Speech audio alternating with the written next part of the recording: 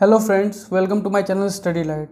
एक और वीडियो मैं आपके लिए लेके आया हूँ और ये भी हिस्ट्री का वीडियो है और हिस्ट्री का टॉपिक है जो मैं आपके सामने डिस्कस करने वाला हूँ।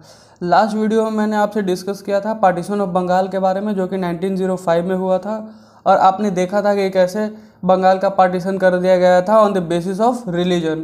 अब हम देखते हैं स्वदेशी मूवमेंट। अब एक टॉपिक हम इस वीडियो में क्लियर करने वाले हैं, उसका नाम है स्वदेशी मूवमेंट। ये बहुत ही इम्पॉर्टेंट टॉपिक है स्वदेशी मूवमेंट। क्यों इम्पॉर्टेंट टॉपिक है? क्योंकि आने वाले जितने भी फ्रीडम स्ट्रगल में जो भी मूवमेंट हुए उसका बेस यही था। अब उसके बारे में जानना बहुत ही ज़रूरी है। तो स्टार्ट करते हैं इस वीडियो को और देखते हैं कि क्या है इसमें। तो स्टार्ट करते हैं स्वदेशी मूवमेंट के बारे में। और जैसा कि आपने पिछले वीडियो में देखा था कि मैं स्लाइड्स के थ्रू आपको बताने का कोशिश कर रहा था, ताकि आपको हेल्प भी मिल सकता है कि आप स्लाइड्स का स्क्रीनशॉट लेके रख सकते हैं, आपके नोट्स पे भी काम आ सकता है। तो मैं इसमें भी स्लाइड्स के माध्यम से आपको बताने का कोशिश करूँगा और होप कि आपको समझ में आएगा ये वीडियो। तो सबसे पहले जो पार्टीशन ऑफ बंगाल हुआ था 1905 में हुआ था, और उसके बाद स्वदेशी मूवमेंट भी 1905 में ही हुआ था। तो आप स्लाइड्स में भी देख सकते हैं कि मूवमेंट वाज स्टार्टेड इन 1905। अब यहाँ पे एक वर्ड आता है स्वदेशी। स्वदेशी का मतलब क्या होता है? What do you mean by स्वदेशी? तो ये खुद से आपको समझ में आ जाएगा कि accepting Indian goods and boycotting the foreign goods. स्वदेश मतलब सेल्फ कंट्री। जो भी प्रोडक्ट बन रहा है, जो भी प्रोडक्ट हम यूज करेंगे वो सेल्फ होना चाहिए। लाइक वो सिर्फ अपने कंट्री में प्रोड्यूस हो रहा है, वैसा कुछ। जैसे कि आप देख सकते हैं कि आत्मनिर्भर वाला एक पूरा मोदी जी ने बताया है कि आत्मनिर्भर बनना है कंट्री को, तो वैसा ही था स्वदेशी मूवमेंट, जिसमें क्या हुआ था? Boycotting of foreign goods and accepting the Indian goods. अब उसके बाद क्या हुआ था, ये कैसे स्टार्ट हुआ, तो इसमें जनरली हुआ क्या, हम वो सब देखेंगे। तो स्वदेशी मूवमेंट में क्या हुआ कि सबसे पहले तो हुआ कि हम लोग फॉरेन गुड्स को बॉयकॉट करेंगे और क्या करेंगे, इंडियन गुड्स को एक्सेप्ट करेंगे। लाइक जो भी हो गया धोती कुर्ता, और उसमें क्या क्या हो गया हम वो देखेंगे। तो सबसे पहला क्या आता है कि हम लोग जो फॉरेन क्लॉथ्स हैं उसको इन ए ग्रुप और बहुत सारे लोग मिलके जलाना स्टार्ट कर दिए। Started burning foreign clothes. क्यों? क्योंकि वो लोग ये दिखाना चाहते थे कि वो they do not want foreign clothes और they do not want any foreign goods. अब उसके बाद आता है कि हु स्टार्टेड स्वदेशी मूवमेंट। तो स्वदेशी movement was started by Gopal Krishna Gokhale and many nationalist leaders. Nationalist leaders मतलब उस टाइम के बहुत सारे लीडर्स थे नेशन वाइड पे, तो वो सब भी लीडर्स थे, पार्टिसिपेट किए थे स्वदेशी मूवमेंट में। अब उसके बाद और क्या क्या होता है? स्वदेशी मूवमेंट मतलब कि सेल्फ कंट्री में जो भी हो रहा है, लाइक जितना भी प्रोडक्ट हो रहा है वो सिर्फ हम वही प्रोडक्ट यूज करेंगे जो सेल्फ गवर्नमेंट हो, जो इंडिया में बना हो, और फॉरेन जो भी जितना भी गुड्स है उसको हम क्या करेंगे, बॉयकॉट करेंगे। और उस मूवमेंट को सपोर्ट करने के लिए लोगों ने क्या किया, they started boycotting the foreign schools, colleges. Lawyers also boycott the British courts. मतलब कि जितना भी जो भी जिससे जितना बन सकता है उन्होंने सारे लोगों ने बॉयकॉट करना स्टार्ट कर दिया है फॉरेन गुड्स को, या फॉरेन कॉलेजेस को, इंस्टीट्यूट्स को, इनफैक्ट कोर्ट्स को भी। तो और ये सबसे इम्पॉर्टेंट टॉपिक है स्वदेशी मूवमेंट, इसलिए क्योंकि ये फर्स्ट टाइम ये मास मूवमेंट हुआ था और जिसमें बहुत लोग ने पार्टिसिपेट किया था और बहुत लोग ने क्या किया था, फॉरेन गुड्स को बॉयकॉट किया था और एक्सेप्ट किया था इंडियन गुड्स को। तो सबसे पहले इसमें आता है कि इसमें इंपॉर्टेंट लीडर्स कौन कौन से थे। तो सबसे इंपॉर्टेंट लीडर में आते हैं, main leader was Gopal Krishna Gokhale थे। और उसके बाद क्या था जो इम्पॉर्टेंट आता है कि एक्सट्रीमिस्ट जो थे, लाइक इंडियन नेशनल कांग्रेस में दो पार्ट था, एक एक्सट्रीमिस्ट का था और एक मॉडरेट का था। तो extremist also took part in the movement. तो देखते हैं उसमें क्या था। एक्सट्रीमिस्ट में क्या था, जनरली मेन रूप से 3 लीडर थे। लाल बाल पाल, जिनको फेमसली बोला जाता था, और लाल बाल पाल का मतलब है, होप आपको पता होगा कि क्या मतलब है, लेकिन मैं बता देता हूँ। लाल मतलब लाला लाजपत राय, बाल मतलब बाल गंगाधर तिलक, और बिपिन चंद्र पाल। और इसमें एक और इम्पॉर्टेंट लीडर थे एक्सट्रीमिस्ट के, अरविंदो घोष। तो ये सारे लोग भी पार्टिसिपेट किए थे। और उसके बाद क्या हुआ था, ये सारे लोग मिलके, मतलब मॉडरेट्स और एक्सट्रीमिस्ट सारे लोग मिलके इसको एक मास मूवमेंट बना दिए थे। दे helped in making it a mass movement. They started celebrating Ganpati festival and Shivaji festival to propagate Swadeshi ideas. स्वदेशी आइडिया को इनकलकेट करने के लिए लोगों में क्या स्टार्ट किया गया है, गणपति फेस्टिवल स्टार्ट किया गया और शिवाजी फेस्टिवल स्टार्ट किया गया, ताकि लोग स्वदेशी आइडियाज़ को समझ सके। और उसके बाद अब चलते हैं नेक्स्ट स्लाइड पे, जिसमें क्या है, अब बैकग्राउंड के बारे में जानेंगे कि what are the background for the starting of Swadeshi movement. तो सबसे मेन रीजन था पार्टीशन ऑफ बंगाल। तो उसको कंडेम करने के लिए, to condemn the idea of partition of Bengal, this movement was started. सबसे मेन इंपॉर्टेंट है कि पार्टीशन ऑफ बंगाल हुआ था 1905 में, और उसको कंडेम करने के लिए ही ये मूवमेंट स्टार्ट कर दिया गया था। तो अगर आपको पार्टीशन ऑफ बंगाल नहीं पता है तो जाके देख लीजिए मेरा वीडियो, उसमें पता चल जाएगा आपको कि पार्टीशन ऑफ बंगाल क्या था और कैसे हुआ था और क्यों हुआ था, और वो सब देखेंगे। और उसके बाद वो कितना हेट्रेड पैदा कर दिया था, जिस वजह से ये एक मास मूवमेंट स्टार्ट हुआ, जिसमें एक्सट्रीमिस्ट, मॉडरेट, सारे लीडर्स एक साथ आए थे और क्या किए थे, बॉयकॉट किए थे फॉरेन गुड्स को। और उसमें क्या हुआ था, अब बैकग्राउंड में क्या हुआ था हम बताते हैं कि इन दिसंबर 1905 एक कांग्रेस सेशन हुआ था बनारस में, जो कि चेयर्ड बाय गोपाल कृष्ण गोखले। और उसमें क्या हुआ था, उसी में वो एक आया था मूवमेंट स्टार्ट करने के लिए। बंगाल का जो कांग्रेस सेशन हुआ था उसमें जो चेयरमैन थे गोपाल कृष्ण गोखले, और उन्होंने ही ये मूवमेंट स्टार्ट करने का बात रखा था। और इन लेटर नेशनलिस्ट मूवमेंट, अब यहाँ पे एक चीज़ और मैं आपको बता देना चाहता हूँ कि जो स्वदेशी मूवमेंट है, यही क्रक्स लेके आगे जितने भी मूवमेंट हुए फ्रीडम स्ट्रगल के लिए, उसमें ये बेस था। लाइक आप यहाँ पे पढ़ सकते हैं कि in later nationalist movement the concept of using swadeshi good and boycotting foreign goods were accepted by the Mahatma Gandhi.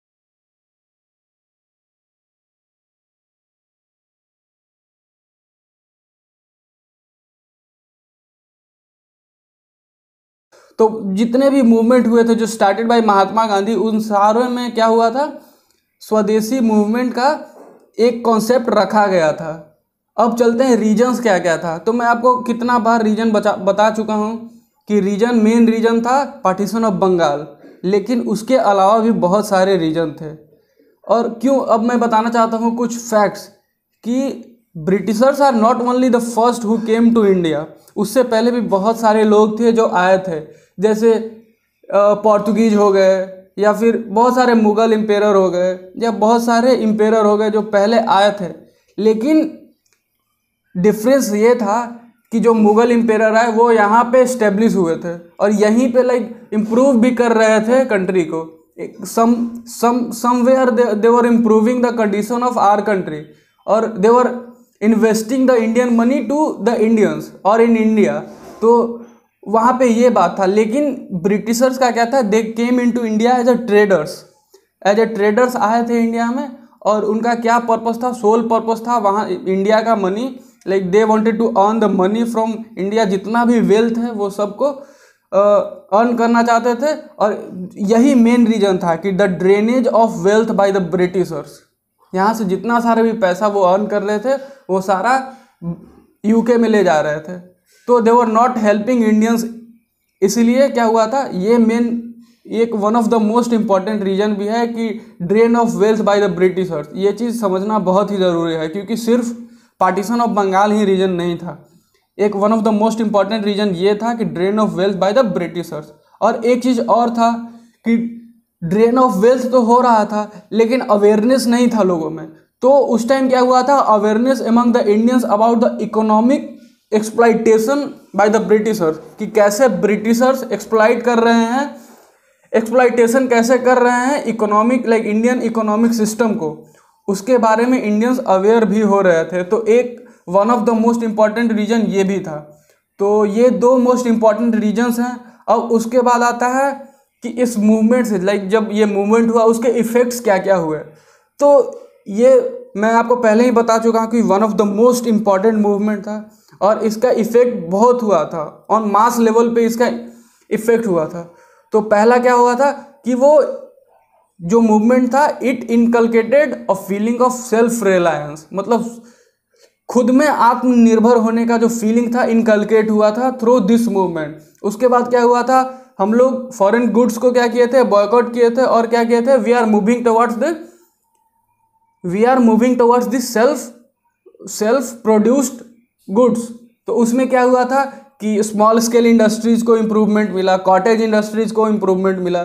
और क्योंकि हम लोग खादी वस्त्र यूज करते थे या जो भी सेल्फ मेड प्रोडक्ट्स यूज करते थे, तो उसमें क्या हुआ, स्मॉल स्केल इंडस्ट्रीज़ को बहुत बढ़ावा मिला। उसके बाद क्या हुआ, increase in the demand of national schools. National school का भी डिमांड बढ़ गया। क्यों? क्योंकि हम लोग फॉरेन स्कूल्स को क्या किए थे, बॉयकॉट किए थे। तो अब नेशनल स्कूल का डिमांड बढ़ गया। उसके बाद क्या हुआ, they focused on the promotion of स्वदेशी गुड्स। लाइक स्वदेशी गुड्स मतलब क्या हुआ, जो भी वैसा गुड्स है जो इंडिया में बन रहा है, अपने कंट्री में बन रहा है, उसका क्या हुआ, इम्प्रूवमेंट हुआ। और क्या हुआ, प्रमोशन हुआ कि like people started preferring, like people started using the स्वदेशी गुड्स।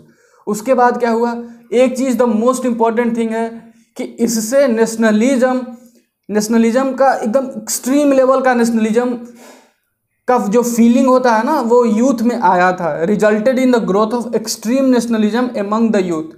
तो ये सारे इफेक्ट्स हैं। क्या क्या इफेक्ट्स हैं कि it inculcated a feeling of self reliance. Small scale industry और जो भी कॉटेज इंडस्ट्री हैं और जो भी छोटे लेवल पे इंडस्ट्री हैं, उसको बढ़ावा मिला। नेशनल स्कूल्स हो गए, उसको भी बढ़ावा मिला, डिमांड बढ़ा उसका। फिर उसके बाद स्वदेशी गुड्स का क्या हुआ, प्रमोशन हुआ, लाइक बढ़ावा मिला उसको भी। उसके बाद क्या हुआ, नेशनलिज्म, जो कि बहुत ही इंपॉर्टेंट है, पहले नहीं था उतना। लोग खुद के लिए सोचते थे या खुद के कम्युनिटी के लिए सोचते थे, लेकिन एक मास लेवल पे एक्सट्रीम नेशनलिज्म का ग्रोथ हुआ एमंग द यूथ। तो ये इफेक्ट्स हुआ था। अब उसके बाद आता है सम अदर फैक्ट्स। अब यहाँ पे एक और स्लाइड मैंने ऐड किया है, सम अदर फैक्ट्स। लाइक उसमें अब क्या क्या कुछ एक्स्ट्रा फैक्ट्स है जो कि हम लोग को जानना चाहिए, जो कि इम्पॉर्टेंट रहेगा। लाइक अगर सब लोग स्वदेशी मूवमेंट पढ़ते हैं, तो अगर आप भी पढ़ रहे हैं, तो आपको उनसे क्या ऐसा पॉइंट्स है जो आपको पता है और उनको नहीं पता है। अगर आप इस वीडियो में देखिएगा तो आपको पता चल जाएगा। तो सम अदर फैक्ट्स में हम बताते हैं कि क्या है। उस टाइम पे जब वो मूवमेंट चल रहा था, तो वंदे मातरम, जो भी Vande Mataram, like singing Vande Mataram was mean to sedition. Sedition आप सबको पता होगा कि सेडिशन में क्या होता है कि देशद्रोह। तो उस टाइम यही था कि मूवमेंट, उस मूवमेंट जो स्वदेशी मूवमेंट स्टार्टेड था, उसमें यह था कि singing Vande Mataram was mean to sedition. और उसके बाद एक चीज़ और इम्पॉर्टेंट फैक्ट्स है,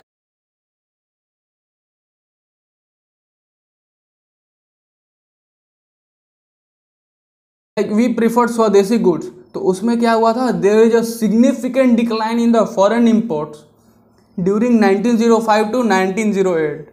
अब आप लोग समझ सकते हैं खुद से कि सिग्निफिकेंट डिक्लाइन क्यों हुआ था, इंपोर्ट में क्यों, फॉरेन इंपोर्ट में क्यों कमी आया था। क्योंकि ऑब्वियस सा बात है कि हम लोग क्या यूज कर रहे थे, स्वदेशी गुड्स यूज कर रहे थे, तो इसलिए डिक्लाइन हुआ था विद अ बिग मार्जिन। और उसके बाद क्या हुआ था, फर्स्ट नेशनल वाइड मूवमेंट। मैंने आपको पहले ही बताया था कि ये फर्स्ट नेशनल वाइड मूवमेंट था, जो कि हम बोल सकते हैं कि मास मूवमेंट था। और इसमें ये मास मूवमेंट क्यों था, क्योंकि there was a great contribution coming from the students and also from the women. मतलब कि हर सेक्टर के लोग पार्टिसिपेट कर रहे थे इसमें। Even the students were participating, even the womens were participating, even the different sectors, different societies of the people were participating in this movement. तो ये सारे मिलके एक मास मूवमेंट क्रिएट हो गया। तो ये one of the most important topic था, जो कि आप सब के लिए सारे एग्जाम्स में बहुत ही इंपॉर्टेंट है डिस्कस करने के लिए या समझने के लिए, या बहुत सारे क्वेश्चन भी आते हैं बहुत सारे एग्जाम्स में। तो होप आपको ये वीडियो पसंद आया। और मैंने आपको स्वदेशी मूवमेंट के बारे में अभी आपको बताया, थोड़ा सा रिकैप बता देता हूँ कि स्वदेशी मूवमेंट के बारे में मैंने आपको बताया, फिर इंपॉर्टेंट लीडर्स के बारे में बताया, गोपाल कृष्ण गोखले के बारे में बताया। उसके बाद मैंने आपको बताया कि कैसे एक्सट्रीमिस्ट भी उसमें पार्टिसिपेट किए थे और क्या किए थे, दे helped in making it a mass movement.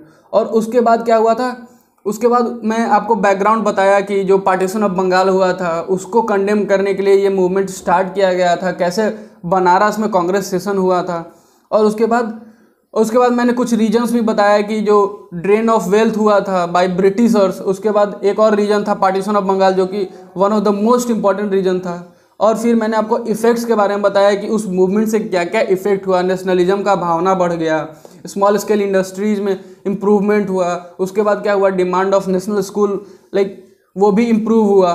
तो बहुत सारे चीज़ हुए। और मैंने आपको सम इम्पॉर्टेंट फैक्ट्स भी बताया कि singing Vande Mataram was sedition at that time, जिस टाइम जो मूवमेंट चल रहा था।